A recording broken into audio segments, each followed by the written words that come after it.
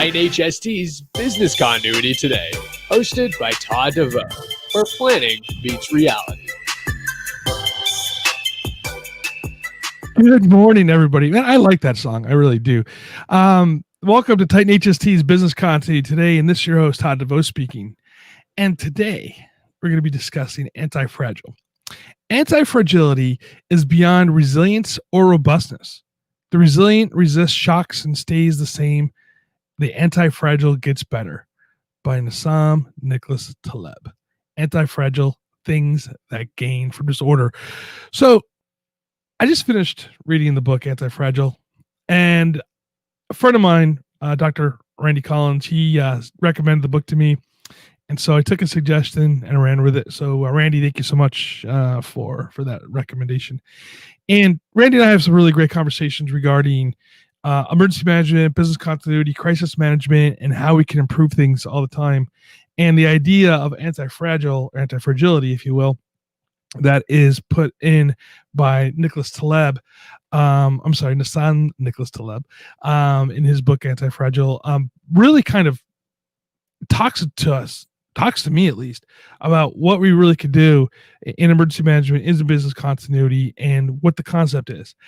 And so I have been a loud proponent of the idea of the resiliency. And the now defunct 100 Resilient City program that the Rockefeller Foundation put on, I was a big supporter of them. I thought it was a great idea. You know, they started hiring chief resilient officers for cities to take a look at what resiliency means for the city, things like this. And I think it might be wrong. Well, not necessarily wrong completely.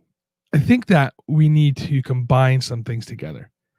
So antifragility or antifragile is not in the dictionary. And it's fun because when we're doing this thing, producer Brian was like, how do you spell this word? It's coming up, with the squiggly line underneath it. And I go, this is the word. He goes, is it in the dictionary? I'm like, no, it's not in the dictionary. So we had this conversation about it. But the word resilient is in the dictionary. And the term resilient implies that we're taking something that's, say, the community, right, and bringing it back to normalcy after a crisis, after stressors and things like this. Antifragility, though, goes beyond resiliency. So some consider resiliency, as a return to a stable state following a crisis or a disturbance. If you think about antifragility, okay, that's the goal that we should be hitting.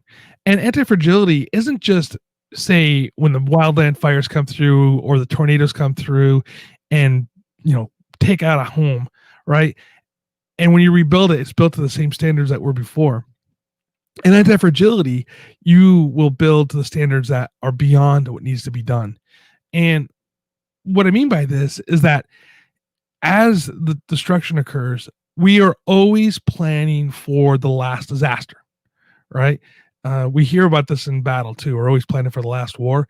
We're always planning for the last disaster, or we're not thinking ahead to something that is much bigger than the disaster could have been. So, for instance, if we're always planning for a Cat 4 hurricane or whatever, and a Category 5 comes, will our goals and stuff still stand? And I'm not sure if they will. So, the term antifragile is a better descriptor than this, of systems that appreciates the value of error. And then one looks outside that proverbial box. So someone who is anti-fragile is willing to take risks and understand the consequences of those risks, but there's also the benefit for those risks. So if you think about an anti-fragile organization, think of Tesla, right? The risks that Elon Musk takes are fantastic, right? And sometimes they don't work, right? But now he's putting rockets to sending them to Mars, getting things to come back from space and bringing them back and landing them and being able to reuse it. So his ability to make those mistakes, the ones that didn't work, the ones that exploded on the pad, the ones that just didn't make it up there, those mistakes were made, but he's learning from those mistakes. It's kind of going with like the concept of Edison with his light bulb, right? I forget how many thousands of light bulbs that he tried, but he said that no, he's one step closer to making the proper light bulb. So I argue that antifragility, rather than resilience, is a better goal for emergency and crisis and business continuity management. Because to be resilient, you must depend and have an understanding of what stressors that we're going to encounter, what disasters might be coming around the corner. We have to plan for those particular things and build defenses against them. An anti-fragile organization, doesn't need to know what stressors are coming because they're going to gain strength by the stress.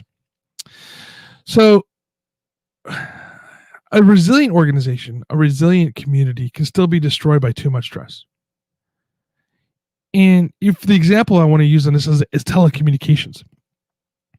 When you put too much stress on telecommunications, we've all known this, especially in California, right? The systems fail. All right. We had a central office that collapsed during a small earthquake, a few years ago, 10 years ago now. And when it did so, it was because too many people picked up the phone and made the call. A system like Titan HST, where actually the more people who are on the system, the more people who pick up the phone and use it, right? We're using the mesh networking, the better the system actually works. So that's something that's anti-fragile. Matter of fact, it grows better under stress. What systems can we use that grow better under stress? And that's what we really need to be aiming for. And how to develop these systems that work better under stress. When we think of our business continuity plan, right, we need to keep businesses and organizations operating even during a crisis. And I use this concept here when I say we thrive in crisis. Doesn't necessarily mean that, you're making tons of money during crisis. What it means is that the system doesn't fail, that your system keeps going forward, that your system, can still work when others aren't. And that's the goal that you have to have when you're creating your business continuity organization. If you take a look at National Geographic shows, you can see how nature works, right? You see the survival of the fittest, if you will. And the natural environment is an excellent set of experiments that we can take a look at. In nature, there are many species and subspecies that are all fighting for the same resources for existence. And those are, newly arising species are coming in. And nature does this because the environment changes all the time. We talk about environmental change going on here with our wildland fires. We talk about environmental changes going on with cooling in the north or warming in the north, all these things that are happening. And we're also seeing some species that are failing and some species that are thriving. And yes, in the survival of the fittest, it requires some areas, some parts of it to be fragile. So how do we become stronger in the crisis? In the Chinese writing, they use the same character for crisis and opportunity. And I've been taking a look at this, and the word crisis really comes in from Latin, or Latinized word of a Greek word of crisis. And it means it's a turning point in a disease. And this is according to the Greek dictionary, right? It is the part where the patient may die or the patient may recover. And so the disease can get worse or can get better. It's a critical moment. And so when we're in crisis, we can always become better. It doesn't necessarily mean that we are going to fail. So if we plan for the idea of crisis, this could be the opportunity to become a better organization. Some people, though, aren't capable of seeing that, and they fail during crisis. So as we know in emergency management, what is necessarily good for the general population does not necessarily translate into what's best for the individuals. But if we can get antifragility to apply to the individuals, then we can actually have an anti-fragile community. But it does take some critical thinking. It takes some risk taking, and it takes decisions. Unfortunately, this affects our ability sometimes to be critical thinkers and risk takers because we rely upon too much technology, we rely upon too much outside sources, right? We don't take that critical look before we get into it. And Taleb points out this ability for our decision making is failing necessarily. Is the FAA report claiming that pilot skills are being lost because they are over dependent on automation technology? So they're flying by wire. They're not, and there's more mistakes have been made in those by those pilots because they aren't taking the critical decision making skills. In the business in the world of business continuity, right? We are equally guilty, if you will, of making decisions based upon too much data coming in and not understanding, not being able to critically analyze that data, and the skills that we have for critical thinking. Sometimes I think is failing us at times. I think sometimes the modern practitioner forgets that people, right, the people who are serving, aren't obstacles in the way to the response to recovery, but they're actually an asset that we could be using. So using programs such as volunteer programs and whatnot. But in the absence of foresight, many state and municipal leaders have been trying to create cities capable of withstanding disasters, remaining flexible during them and bouncing back quickly. And then some of these cities have using the concepts of robustness. And like I said, they've hired chief resilient officers to coordinate citywide efforts to do so. I think it's an admirable asset and attempt to do things. But at the same time, we're not looking at making them necessarily more, they're making them look robust, they're making them look resilient, they're making them to do that part, but are they making them anti-fragile? And I think sometimes that when we do these things, we might actually be increasing the fragility of the organization and the cities. Massive disruptions like this present pandemic is resulting in lockdowns and things like this where we aren't able to get out there and do what Americans what we want to do. Crippling the city can actually have an adverse effect on everything for years to come. Think about the idea of vaccination and the fact that lots of people don't want to do vaccines anymore. I think that's part of those things that makes us anti-fragile, if you will. More on that later, though. Some cities and institutions have attempted to define resiliency in a way that seems to encompass the idea of anti-fragility. But are they really getting there? I think we're doing a better job of that now. But I think we need to really embrace this concept of anti-fragility even further. I want to kind of get into one thing I think is interesting is when we talk about recovery, the way the laws are written right now is we aren't able to necessarily improve. We can only bring things back to where they are. And maybe we should work on the recovery process of always putting extra additional funds into improving from where we are now to where we should be in the future. The vision of urbanization and anti-fragility does not just imply the shocks and chaos and disruption, disasters, and the crisis. We don't think they're good necessarily because they harm people, right? But however, we can grow from that, right? We can grow from this. We can make a better city after, say, Hurricane Katrina, for instance, that came through. There's still areas that aren't recovered. There's still areas that are still sitting there just decaying. That is proof, in my mind, that our cities are sometimes too fragile. But however, there are times when, during the crisis, things get better. And again, talking about Titan HST, they worked hard to release TMed and contact tracing and some other products right there to help out with the crisis that we have today. A friend of mine was laid off from work and he started his own business. He's now actually making more money than he did when he was working for the company. And organizations such as, say, Team Rubicon were created out of the dust of Haiti. And now they are, came from 10 guys, or not 10 guys, it was 5 guys, I think it was. And now that, 100,000 strong, and they're out there doing great work across the United States and worldwide, realistically. They're not perfect examples of what antifragility is, but they demonstrate the anti-fragile characteristics in thinking. It's not about stopping the floodwaters, right? It's about allowing the floodwaters to make energy.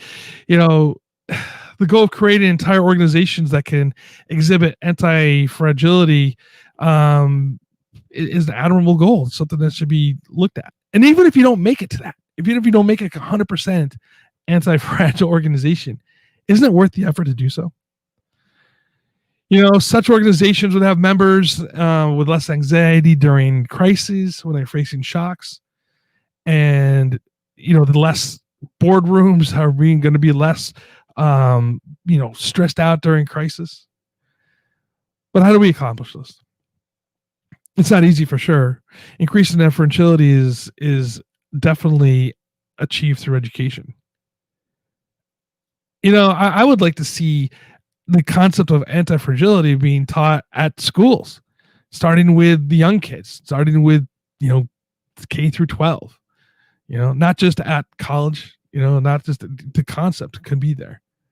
It should be a cultural thing, right? We have gone through, and I know that this is going to probably turk people off a little bit, but we have gone through and we've created this whole thing where everybody gets a participation trophy, that nobody loses, everybody's great, everybody feels great about each other. But at the end of the day, I think we've created a society that is fragile, right? They don't know what it is to be in adverse situations, and when they get there, they don't know how to act. In Daniel Aldrich's book, Black Wave, he argues that optimally, every resident needs to be able to understand trends, make agile decisions, and network effectively, right? And learn skills and to think quickly and to think clearly. But not only to survive in that moment, but to be able to help others and thrive in an environment. Forbes magazine, they offer a one recommendation to meet Aldrich's recommendations. They start, like I said, start teaching the entrepreneur thinking. Entrepreneurs, the people who have that concept, the entrepreneur spirit, even if they're not in their own business, they are more they're not risk averse necessarily, but they take critical thinking and they take risks that are calculated, right? And the fact that they don't fear failure. Google, for instance, they allow people to fail. They allow you to take risks and fail and try again. The more important of those lessons in antifragility is being exposed to the adverse outcomes. These experiences are more critical than you could think.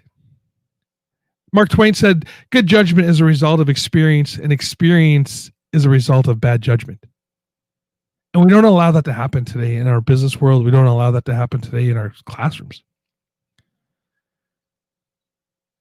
Taleb, again, describes the difference between resilience and antifragility by the scope of tolerance, where resilience is a state of safe competence that can be managed and measurable negative influence. In the contrast, the antifragile ecosystem must withstand more significant stressors and grow. And even though his writing is more based upon the economic aspect of things, you can apply these lessons that he wrote into what we do as emergency managers. You almost have to overlearn and overcompensate, if you will. And I think that's, people use that as a pejorative, but I can see it as being a positive, right? If we have the concept of in the military, it's one is none, two is one concept. That's overcompensate. That's compensating for loss, right? And I think if we can do this in business, if we could do this in emergency management, if we could do this in the concept, in planning cities, we're going to be much better. Give the permission to fail. We talk about plans, and Mike Tyson says, we all got plans until we get punched in the mouth. I love that. I love that quote by Mike Tyson. But it's true. We all create plans, and we know that the plans in military, we say, do not survive first contact. It's the same concept. So in context, the decision environment, we put together our thoughts, our actions online. And we do this practices through simulation, but we do not allow failure necessarily during simulation. Right? Everybody at the end of the day, oh, you did a great job, and you pat each other on the back and how great the drill went. And, we do, even during the after action report, there might be a couple things that you say you need to reply, but we don't really allow failure to occur. So finally, we need to recognize that we can't all be anti-fragile. It's been well recognized that too much consequences in specific individuals and systems can break down. Failures do occur, but it doesn't mean that we can't learn from them. It doesn't mean that we can't become better from them, and it can't mean that we can't grow from them. And the idea of antifragility means that you can make a mistake and not have to worry about losing your job. And the idea of antifragility, it means that you can grow from those mistakes that you made, and the organization can grow from them. It would be a missed opportunity for leaders to focus solely on creating response plans and recovery strategies for the next outbreak in this post-pandemic world. Preparing for the next crisis by evaluating the last one assumes that the next one is going to be just like this one. Who knows? If we're planning for a pandemic, again, we do this a lot, right? When we have the World Trade Center was attacked, emergency management went forward into terrorism planning and for the next one. When a school gets shot up, they plan put all their efforts into shooting efforts. Schools across the country do it. Right? The active shooter issues are the biggest thing that schools think about. But yet they fail to necessarily recognize that they have tornadoes still when you're in areas in the Midwest. You have earthquakes still here in California. You have flooding and tornadoes and hurricanes, that we have to plan for. The only viable approach to assuring that our cities and our citizens and our residents can emerge from the next crisis together is to foster the idea of antifragility and become an anti-fragile organization that improves due to the shocks. It's not an easy task. If it's even possible, such an organization will have to be built from the bottom up again. Empowering the individuals, it requires to rethink how we educate, how we work, and how we live. But ultimately, it's going to allow us to thrive when crises arrive, no matter how unpredictable they may be. I want to thank you for being with us today. Visit Titan HST for all your communication needs. And remember, follow us on your favorite podcast player, Facebook, YouTube, Twitter, here on LinkedIn Live now, and join us next week. Until then, stay safe and stay hydrated.